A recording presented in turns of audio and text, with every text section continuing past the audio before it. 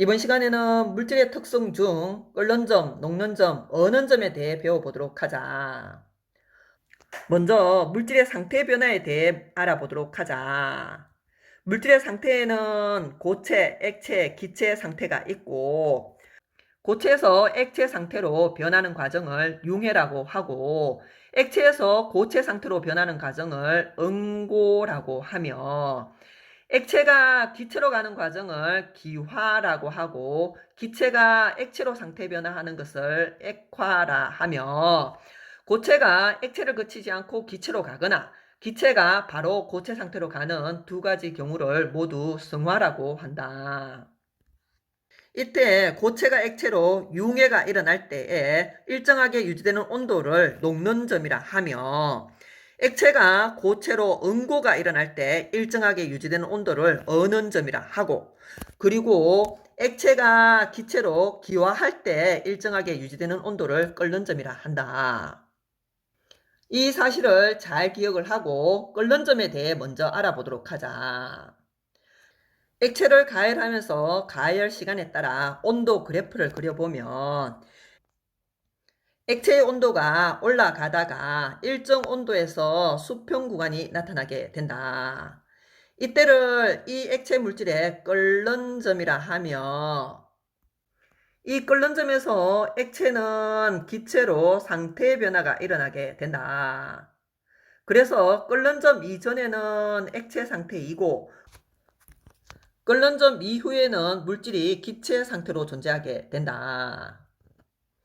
그래서 액체가 기체로 상태 변화할 때 일정하게 유지되는 온도를 끓는 점이라 하며, 이때 액체가 끓는 동안 계속 열을 가하고 있지만 온도가 일정하게 유지되는 이유는 가해진 열이 모두 상태 변화에 사용되기 때문이다. 그리고 끓는 점은 물질의 종류에 따라 달라 물질을 구별하는 물질의 특성이다. 그래서 끓는 점은 물질의 양과는 상관이 없다.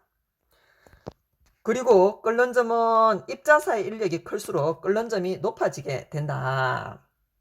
물질을 구성하고 있는 입자 사이에 끌어당기는 인력이 크게 되면 액체가 기체로 기화하기 어렵게 되고, 그래서 입자 사이 인력이 클수록 끓는 점이 높아지게 된다. 메탄올의 끓는 점은 64도씨이고 에탄올의 끓는 점은 78도씨로서 에탄올이 메탄올보다 입자 사이 인력이 커서 끓는 점이 높다는 사실을 알아야 한다. 그리고 외부 압력이 클수록 끓는 점이 높아지게 된다. 외부 압력이 크게 되면 외부의 기체들이 액체 표면을 큰 힘으로 누르게 되고, 그러면 역시 액체가 기체로 기화하기 어렵게 되어 끓는 점이 높아지게 된다. 그래서 산 위에 올라가면 끓는 점이 낮아지게 된다. 산 위에는 평지보다 기압이 낮아 끓는 점이 낮아지게 되고, 그래서 혹시 산 위에서 밥을 하게 되면 끓는 점이 낮아 밥이 쓰리게 된다. 이때는 냄비 위에 돌을 올려 외부 압력을 증가시켜 주면 끓는 점이 높아져서 밥을 맛있게 할 수 있게 된다. 같은 원리로 집에 사용하는 압력밥솥은 압력이 높아서 끓는 점이 높아지게 되고 밥이 맛있게 된다.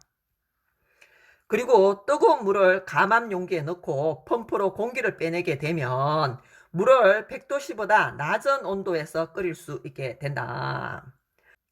용기 안에 공기를 뽑아내면 기압이 낮아지게 되고 끓는 점이 낮아져서 낮은 온도에서 물을 끓일 수 있게 된다. 물질의 특성인 끓는 점은 입자 사이 인력이 클수록 끓는 점이 높아지게 되고 외부 압력이 클수록 끓는 점이 높아진다는 사실을 잘 기억하고 다음으로 넘어가자. 이어서 정발과 끓음을 한번 비교해 보도록 하자. 정발과 끓음은 둘 다 상태 변화 중 액체가 기체로 변하는 기화에 해당한다. 그러나 정발의 경우는 액체 표면에서 일어나게 되고, 그리고 모든 온도에서 정발은 일어날 수 있다. 그에 반해 끓음은 표면뿐만 아니라 내부까지 해서 액체 전체에서 끓게 되고, 온도는 끓는 점에 도달했을 때 액체는 끓게 된다. 그리고 물질을 구성하고 있는 입자, 즉 분자 사이의 인력이 약할수록 정발이 활발하게 일어날 수 있고, 그리고 분자 사이 인력이 약할수록 끓는 점은 낮아지게 된다. 정발과 끓음의 차이를 잘 기억하고 옆에 문제로 넘어가 보자. A, B, C, D 네 가지 액체를 가열하면서 시간에 따른 온도 변화를 나타낸 것이다. 먼저 각 액체의 끓는 점을 비교해 본다면 수평 구간의 높이가 가장 높은 A의 끓는 점이 가장 높고, 그런 다음 B와 C의 끓는 점이 같고 D의 끓는 점이 가장 낮음을 알아야 한다. 그래서 끓는 점이 가장 높은 물질은 A가 되고 입자 사이 인력이 가장 강한 물질 또한 A가 됨을 알아야 한다. 일반적으로 입자 사이 인력이 강할수록 끓는 점이 높아진다고 했다. 그리고 3번은 같은 물질을 고르고 이유를 적어보자고 했다. 끓는 점을 비교했을 때 B와 C의 끓는 점이 같은 것으로 보아 B와 C는 같은 물질임을 알아야 하고, B와 C가 같은 물질이긴 하나 B가 C보다 끓는 점에 먼저 도달하고 먼저 끓기 시작하였음을 알 수 있다. 같은 조건에서 가열을 하였을 때 B가 C보다 먼저 끓기 시작하였다는 말은 질량이 C가 B보다 커서 C가 나중에 끓게 되었음을 유추할 수 있어야 한다. 그래서 한 번 더 정리를 한다면 끓는 점이 같은 B와 C는 같은 물질임을 알아야 하고, 먼저 끓기 시작한 B의 질량이 C보다 작다는 사실을 기억하고 다음으로 넘어가자. 이어서 녹는 점에 대해 알아보도록 하자.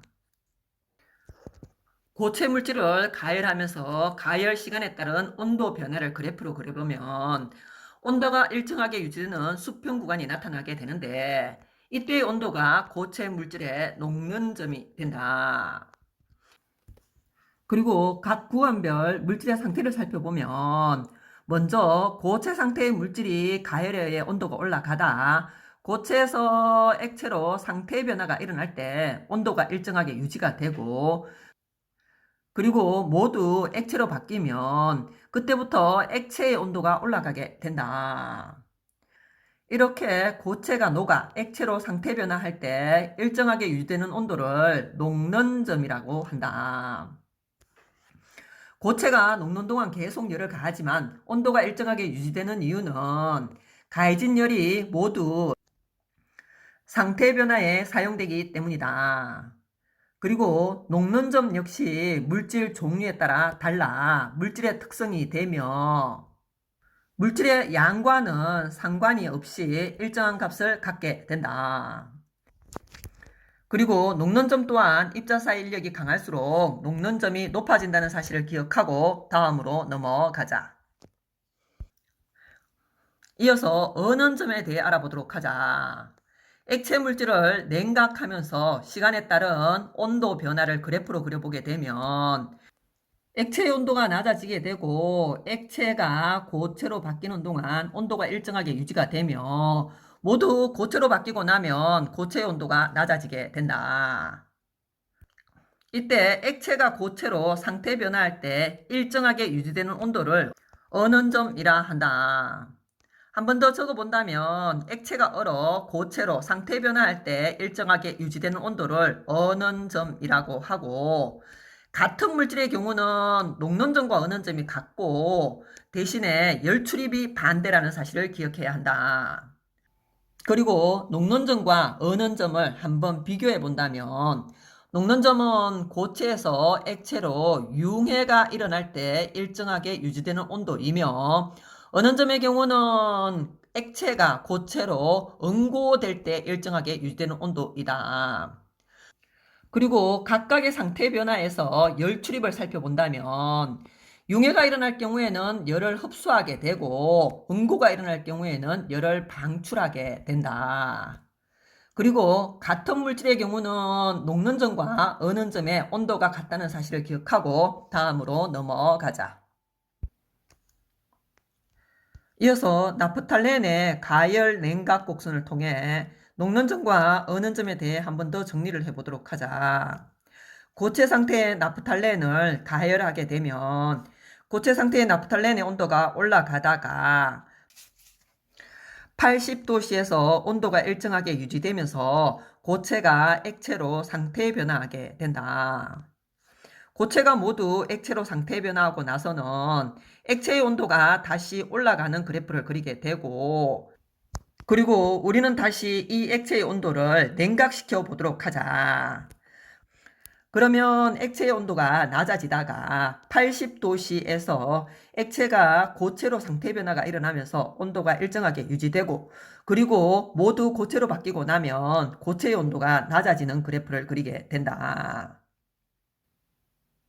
이때 각 구간을 A, B, C, D, E, F로 잡았을 때 B 구간의 온도가 녹는 점이고 E 구간의 온도가 어는 점이며, 같은 물질은 녹는 점과 어는 점이 같다는 사실을 한 번 더 확인을 하고, 그리고 A, B, C, D, E, F 구간 중 나프탈렌이 고체 상태로 존재하는 구간을 찾아보면 A와 B와 그리고 E와 F가 된다. 그리고 나프탈렌이 액체 상태로 존재하는 구간을 찾아보면 B와 C와 D와 E 구간이 된다. 그리고 상태 변화가 일어나고 있는 구간은 B 구간과 E 구간이며, B에서는 융해가 일어나고 있고 E에서는 응고가 일어나고 있다는 사실을 알아야 한다.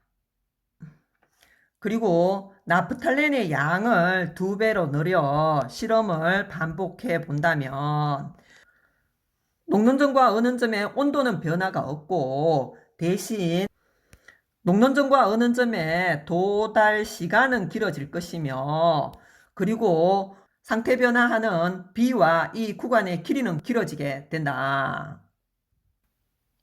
양을 2배로 늘려도 녹는 점과 어는 점의 온도는 변화가 없다는 사실을 기억하고 다음으로 넘어가자.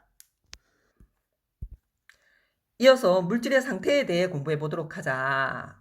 어떤 고체 물질을 가열하여 고체 상태에서 기체 상태까지 상태 변화가 일어날 때 가열 시간에 따른 온도 변화를 그래프로 나타낸 것이다. 이때 물질은 녹는 점보다 온도가 낮은 구간에서는 고체 상태로 존재를 하게 되고, 녹는 점과 끓는 점 사이 구간에서는 액체 상태로 존재하며, 끓는 점보다 높은 온도에서는 기체 상태로 존재하는 것을 보여주고 있다. 이렇게 어떤 온도에서 물질의 상태는 녹는 점과 끓는 점에 따라 결정이 된다. 그래서 물질은 녹는 점보다 낮은 온도에서는 고체 상태로 존재를 하게 되고, 녹는 점과 끓는 점 사이의 온도에서는 액체 상태로 존재하며, 끓는 점보다 높은 온도에서는 기체 상태로 존재한다는 사실을 기억하고 문제를 통해 확인해 보도록 하자. 표는 몇 가지 물질의 녹는 점과 끓는 점을 나타낸 것이다. 이때 상온 25도씨에서 각 물질의 상태를 판단해 보도록 하자. 먼저 A의 경우는 녹는 점은 81도씨이고 끓는 점은 418도씨이다.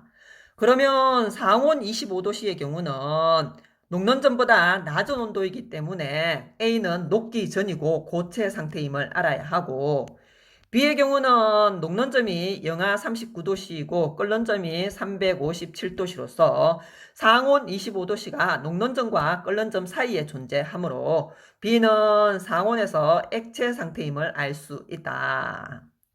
그리고 C는 녹는 점이 영하 218도씨이며 끓는 점이 영하 33도씨로서 상온 25도씨는 끓는 점보다 높은 온도가 되고, 그래서 C는 상온에서 기체 상태이며, D는 녹는 점이 영하 114도씨이고 끓는 점이 78도씨로서 상온 25도씨가 녹는 점과 끓는 점 사이로서 액체 상태로 존재한다는 사실을 쉽게 알 수 있다.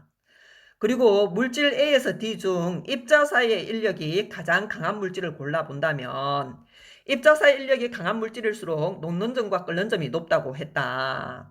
그래서 A, B, C, D 중에 A를 골라야 하고, 그리고 120도씨에서 기체 상태인 물질을 모두 골라라고 하면 끓는 점이 120도보다 낮은 온도로서 C와 D를 골라야 한다. 온도가 120도씨일 때 A와 B는 둘 다 액체 상태로 존재한다는 사실도 알아두고 다음으로 넘어가자. 문제를 통해 개념을 한 번 더 정리해 보도록 하자. 다음에 주어진 네 가지 물질 중 녹는 점이 가장 높은 물질과 끓는 점이 가장 낮은 물질을 한번 찾아보도록 하자. 먼저 각 물질의 상온에서 존재 상태를 판단해 본다면 소금은 고체 상태로 존재하고 물과 수원은 상온에서 액체 상태로 존재하며 이산화탄소는 기체 상태로 존재한다. 그렇다면 이 중 녹는 점이 가장 높은 물질은 녹는 점이 높아서 아직 녹지 못하고 고체 상태로 존재하는 소금 기억을 골라야 하고 끓는 점이 가장 낮은 물질은 끓는 점이 낮아서 벌써 끓어서 기체 상태로 존재하는 이산화탄소 리얼을 골라야 한다.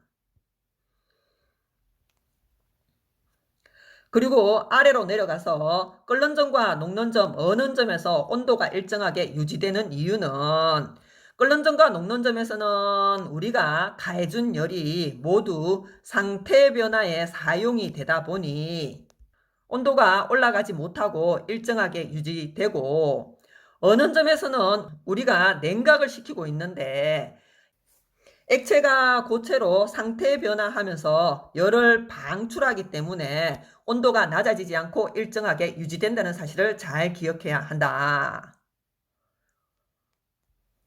여기까지 해서 끓는 점, 녹는 점, 어는 점에 대한 강의를 마무리하기로 하자.